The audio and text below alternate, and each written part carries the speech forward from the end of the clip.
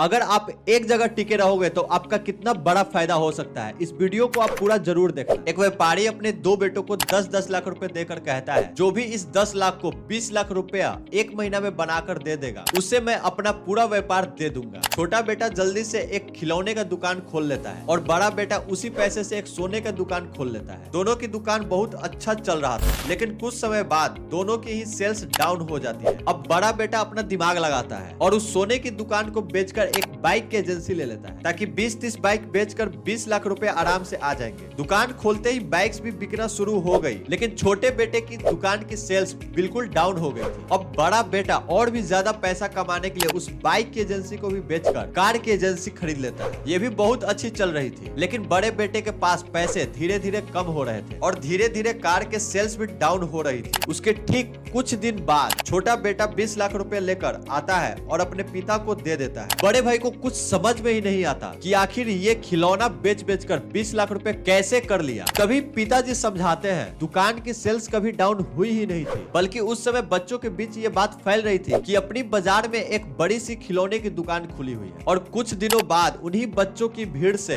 दुकान में सेल्स की ग्रोथ आना शुरू हो गया। इसलिए बहादुरी शुरू करने में नहीं, बल्कि उसमें टिके रहने में है। अगर बात समझ में आ गई तो इस रील को लाइक करके अपने एक किसी बेस्ट फ्रेंड को शेयर जरूर करो and follow me for self improvement.